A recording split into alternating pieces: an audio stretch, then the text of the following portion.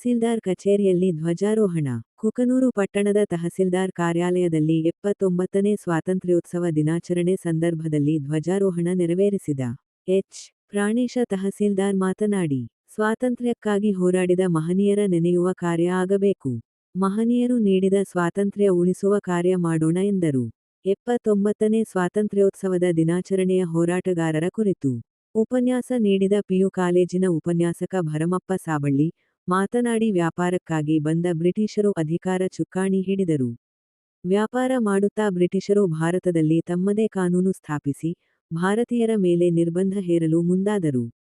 ಶಸ್ತ್ರಾಸ್ತ್ರ ನಿಷೇಧ ಕಾಯ್ದೆ ಜಾರಿಗೆಯಿಂದ ಭಾರತೀಯರು ರೊಚ್ಚಿಗೆದ್ದು ಬ್ರಿಟಿಷರ ವಿರುದ್ಧ ಹೋರಾಟಕ್ಕೆ ಮುಂದಾದರು. ಮಂದಗಾಮಿ, ತೀವ್ರಗಾಮಿ, ಸೌಮ್ಯಗಾಮಿ ಮೂಲಕ ಕ್ರಾಂತಿಕಾರಿ, ಶಾಂತಿಕಾರಿಗಳಿಂದ ಸ್ವಾತಂತ್ರ್ಯ. ಬಂಗಾಳ ಪತ್ರಿಕೆಯ ಮೂಲಕ ಮೊದಲು ಸುರೇಂದ್ರನಾಥ್ ಬ್ಯಾನರ್ಜಿ ಪತ್ರಿಕೆ ಮೂಲಕ ಹೋರಾಟ. ಅವರು ಜೈಲು ಸಹ ಅನುಭವಿಸಿದರು. ಮುಖಂಡ ರಶೀದ್ ಸಾಬ್ ಹಣಜಗೇರಿ ಮಾತನಾಡಿ, 79 ವರ್ಷದ ಸ್ವಾತಂತ್ರ್ಯ ಹಾದಿಯಲ್ಲಿ ಹೆಚ್ಚಿನ ಅಭಿವೃದ್ಧಿ ಕಾರ್ಯ ಆಗಬೇಕು. ಸ್ವಾತಂತ್ರ್ಯ ಫಲವನ್ನು ಕಳೆದುಕೊಳ್ಳುವ ಭೀತಿ ಮೂಡಿದೆ. ಭ್ರಷ್ಟಾಚಾರ, ಅತ್ಯಾಚಾರ, ಹಿಂಸೆ, ಮೋಸಗಾರಿಕೆ ಘಟನೆ ಪ್ರಚಲಿತ ಇರುವುದು ಮಾರಕದ ಸಂಗತಿ. ಸ್ವಾತಂತ್ರ್ಯ ಹೋರಾಟದಲ್ಲಿರದ ಜಾತಿ ಸದ್ಯ ಪಿಡುಗಾಗಿ ರಾಷ್ಟ್ರಕ್ಕೆ ಚ್ಯುತಿಯಾಗಿದೆ. ಪ್ರಾಮಾಣಿಕ ಅಳಿಲು ಸೇವೆಯಿಂದ ಭಾರತ ವಿಶ್ವಗುರು ಸಾಧ್ಯ ಎಂದರು. ತಾಲೂಕಾ ಪಂಚಾಯತ್ ಮ್ಯಾನೇಜರ್ ಹನುಮಂತಪ್ಪ ನಾಯಕ ಮಾತನಾಡಿದರು. ಜೆಸ್ಕಾಂ ಎಇ ನಾಗರಾಜ, ಮನೆ ಛಾವಣಿ ಮೇಲೆ ಸೋಲಾರ್ ಅಳವಡಿಸಲು ಪ್ರಧಾನಮಂತ್ರಿ ಸೌರಘರ್ ಯೋಜನೆಯ ಮಾಹಿತಿ ನೀಡಿದರು. ನಂತರ ಪ್ರತಿಭಾವಂತ ವಿದ್ಯಾರ್ಥಿಗಳಿಗೆ ಸನ್ಮಾನಿಸಲಾಯಿತು. ವಿದ್ಯಾರ್ಥಿಗಳಿಂದ ಸಾಂಸ್ಕೃತಿಕ ಕಾರ್ಯಕ್ರಮ ಜರುಗಿದವು.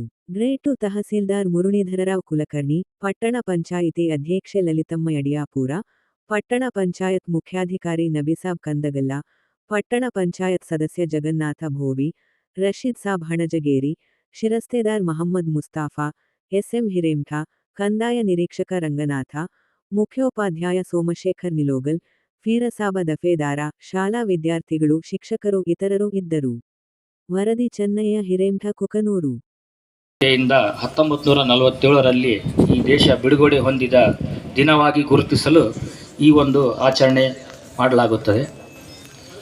ಭಾರತ ಸ್ವಾತಂತ್ರ್ಯಕ್ಕೆ ಹಲವು ದಶಕಗಳ ಕಾಲ ನಮ್ಮ ಪೂರ್ವಜರು ಹೋರಾಡಿದ ಕುರಿತು ಈ ಸಂದರ್ಭದಲ್ಲಿ ನಾವು ನೆನಪಿಸಿಕೊಳ್ಳಬೇಕಾಗ್ತದೆ.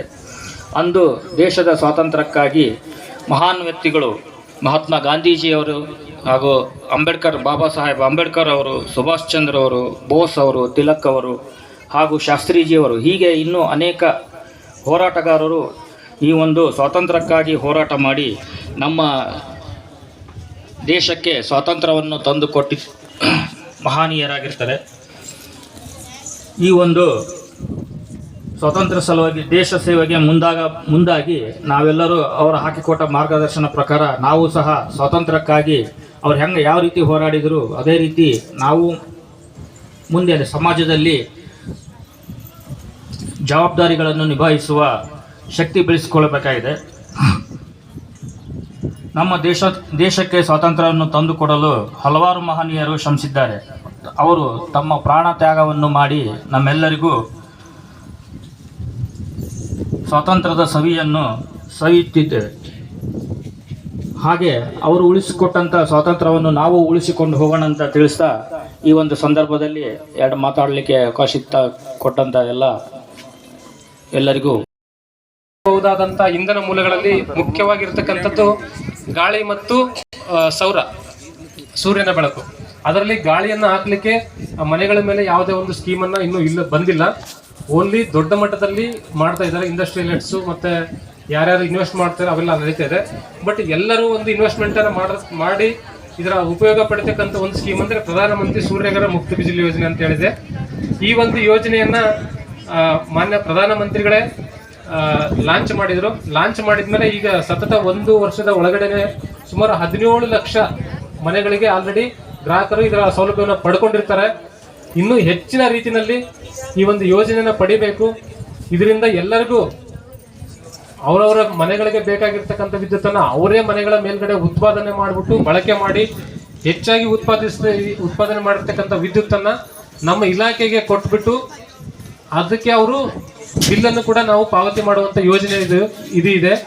ಈ ಒಂದು ಯೋಜನೆಯ ಬಗ್ಗೆ ಸ್ವಲ್ಪ ಮಾಹಿತಿಯನ್ನು ಶೇರ್ ಮಾಡಿಬಿಡ್ತೀನಿ ಸರ್. ಇದರ ಫಲವಾಗಿ ಈ ರಾಷ್ಟ್ರಕ್ಕೆ 1947 ಆಗಸ್ಟ್ 15ನೇ ತಾರೀಕಿನ ದಿವಸ ಸ್ವಾತಂತ್ರ್ಯವನ್ನ ಸಿಕ್ತು ಅಂತ ಅಲ್ಲ, ಭಾರತ ದೇಶವನ್ನ ಬಿಟ್ಟು ಬ್ರಿಟಿಷರು ಹೋದ್ರು. ಯಾಕಂದ್ರೆ ನಾವು ಮೂಲವಾಗಿ ಸ್ವತಂತ್ರವಾಗಿ ಇದ್ವಿ, ಹೌದಲ್ಲ? ಯಾಕಂದ್ರೆ 12ನೇ ಶತಮಾನದೊಳಗನ ಬಹಳ ಸರಳ ರೀತಿ ಒಳಗೆ ಒತ್ತಕ್ಷರ ಇಲ್ಲದಂಗ ಸಮಾನತೆ ವಿಚಾರಧಾರೆಗಳನ್ನ ಬಸವಣ್ಣನವರು ಬರೆದಾರ. ಅಂತಹ ಬಸವಣ್ಣನವರ ಒಂದು ಕಾಲದೊಳಗೆ ಹುಟ್ಟಿರ್ತಕ್ಕಂಥ ಭವ್ಯವಾದ ಪವಿತ್ರವಾದ ಭಾರತ ದೇಶಕ್ಕೆ ಅವ್ರೇನು ಸ್ವಾತಂತ್ರ್ಯ ಕೊಡೋದು ಬೇಕಾಗಿದ್ದಿಲ್ಲ. ಅವ್ರು ಬಿಟ್ಟು ಹೋದ್ರ ವಿನ ನಾವು ಸ್ವತಂತ್ರವಾಗಿನೇ ಇದ್ವಿ. ಆದರೂ ಸಹಿತ ನಮ್ಮ ದೇಶವನ್ನು ಸ್ವತಂತ್ರ ಭಾರತ ಅಂತೇಳಿ ಕರ್ಕೊಂಡ್ವಿ. ಭಾರತದ ಸ್ವಾತಂತ್ರ್ಯದ ನಾಯಕತ್ವವನ್ನು ವಹಿಸಿರ್ತಕ್ಕಂತಹ ಮಹಾತ್ಮ ಗಾಂಧೀಜಿಯ ಅನುಯಾಯಿಗಳು ಸಹಿತ ಏನು ಮಾಡಿದ್ರು ಅಂದ್ರೆ ಬಹಳಷ್ಟು ಜನ ಇದ್ರೊಳಗೆ ಶ್ರಮವನ್ನು ವಹಿಸ್ಯಾರ. ಇದ್ರೊಳಗೆ ಕರ್ನಾಟಕದ ಪಾತ್ರನೂ ಬಹಳಷ್ಟು ಐತಿ, ಮಹಿಳೆಯರ ಪಾತ್ರನೂ ಬಹಳಷ್ಟು ಐತಿ. ಆ ಕನ್ನಡಿಗರ ಪಾತ್ರದೊಳಗೆ 1942 ನಡೆದಿರ್ತಕ್ಕಂತಹ ಬ್ರಿಟಿಷ್ ಟು ಕ್ವಿಟ್ ಇಂಡಿಯಾ ಚಳವಳಿ ಒಳಗೆ